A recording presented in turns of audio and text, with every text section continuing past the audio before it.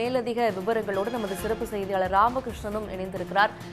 ராமகிருஷ்ணன், 14 கேள்விகளை தெளிவுரையாக குடியரசுத் தலைவர் உச்சநீதிமன்றத்திடம் கேட்டிருந்தார்.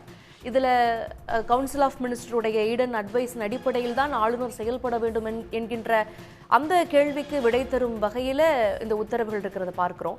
இன்னொன்னு, 2 நீதிபதிகள் அளித்த தீர்ப்புல காலக்கெடு நிர்ணயிக்கப்பட்டிருந்தது. அதற்கு முரணான உத்தரவுகள் இப்ப வந்திருக்கிறது நம்ம புரிந்து கொள்ள முடிகிறது. விவரங்கள் என்ன? அதாவது உச்சநீதிமன்ற தலைமை நீதிபதி BR கவாய் தலைமையிலான 5 நீதிபதிகள் கொண்ட அரசியல் சாசன அமர்வு தான் இந்த தீர்ப்பை தற்போது வழங்கிக் கொண்டிருக்கிறது. முக்கியமாக இந்த வழக்கை பொறுத்தவரையில் மாநில சட்டமன்றங்களால் நிறைவேற்றப்படும் மசோதாக்களுக்கு ஆளுநர்கள் காலவரையின்றி ஒப்புதல் நிறுத்தி வைக்க முடியாது என்று உச்சநீதிமன்ற நீதிபதிகள் இன்றைய தினம் தங்களது கருத்தை தெரிவித்திருக்கிறார்கள்.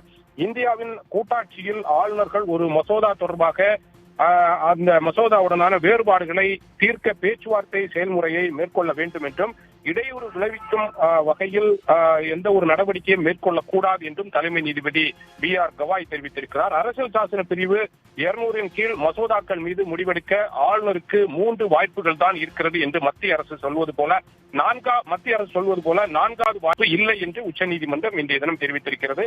அரசியல் சாசன பிரிவு 200, 201 படி ஆளுநர் குடியரசுத் தலைவர் மசோதாக்களுக்கு ஒப்புதல் வழங்க வேண்டும்.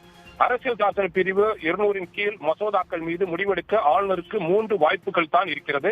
மத்திய அரசு சொல்வதை போல 4வது வாய்ப்பு இல்லை என்று உச்சநீதிமன்றம் இன்றைய தினம் தெளிவுபடுத்தியிருக்கிறது. மசோதாக்கள் மீது ஒப்புதல் அளிக்க வேண்டும், அதை அரசுக்கு திருப்பி அனுப்ப வேண்டும், இல்லை என்றால் நிராகரிக்க வேண்டும். அதை விடுத்து கால வரம்பின்றி மசோதாக்கள் முடிவெடுக்காமல் கிடப்பில் போட்டு வைக்க ஆளுநருக்கு அதிகாரம் இல்லை என்று உச்சநீதிமன்றம் இன்றைய தினம் தெளிவுபடுத்தியிருக்கிறது. அரசியல் சாசன விதியின்படி ஒரு மசோதாவை குடியரசுத் தலைவருக்கு அனுப்புவதற்கோ அல்லது மறு பரிசீலனைக்காக மசோதாவை நிறுத்தி வைக்கவோ திருப்பி அனுப்புவதற்கோ ஆளுநருக்கு அதிகாரம் பெறுகிறார். தேர்ந்தெடுக்கப்பட்ட அரசு அமைச்சரவைதான் முழுமையாக இருக்க வேண்டும்.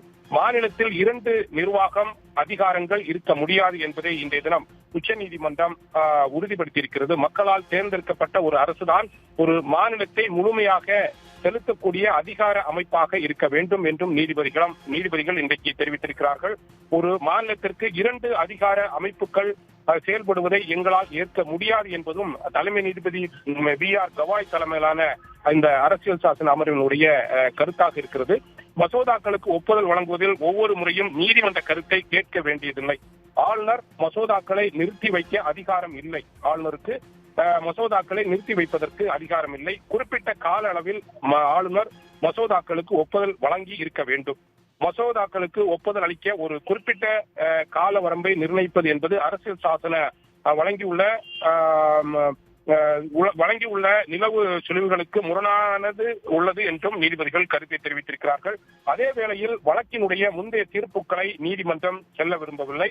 அரசியலமைப்பு நீதிமன்றங்கள் மசோதாக்கள் மீது முடிவெடுப்பதற்கு குடியரசுத் தலைவர் மற்றும் ஆளுநருக்கு குறிப்பிட்ட காலக்கெடுவை விதிக்க முடியாது. தமிழ்நாடு வழக்கில் 2 நீதிபதிகள் அமர்வு பிறப்பித்த அத்தகைய உத்தரவு அரசியல் அமைப்பிற்கு எதிரானது என்றும் நீதிபதிகள் இன்றைய தினம் கருத்தை தெரிவித்திருக்கிறார்கள். ஏற்கனவே 2 நீதிபதிகள் அமர்வு தெரிவித்த அந்த தீர்ப்பிற்கும் தற்போது உச்சநீதிமன்ற தலைமை நீதிபதி BR கவாய் தலைமையிலான அரசியல் சாசன அமர்வு வழங்கிய தீர்ப்பிற்கும் சில முரண்பாடுகள் இருந்தாலும் கூட உச்சநீதிமன்றம் என்ன இன்றைக்கு தெரிவித்திருக்கிறது என்றால், ஒரு மக்களால் தேர்ந்தெடுக்கப்பட்ட ஒரு அமைச்சரவை ஒரு சட்டமன்றத்தில் நிறைவேற்றப்பட்டு தீர்மானம் அல்லது மசோதா கூடிய ஆளுநருக்கு அனுப்பப்படும் போது அதை ஒரு குறிப்பிட்ட கால கெடுவிற்குள் ஒப்புதல் வழங்க வேண்டும் அல்லது திருப்பி அனுப்பப்பட வேண்டும் என்று நீதிபதிகள் தெரிவித்திருக்கிறார்கள். அவ்வாறு திருப்பி அனுப்பப்படும் போது மீண்டும் அந்த மசோதாக்கள் நிறைவேற்றப்பட்டு ஆளுநருக்கு அனுப்பப்பட்டால் அது கண்டிப்பாக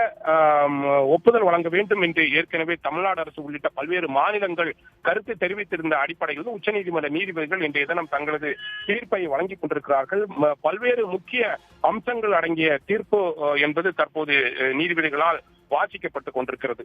உடனுக்குடன் செய்திகளை தெரிந்து கொள்ள சன் நியூஸ் பெல் ஐகானை கிளிக் பண்ணுங்க.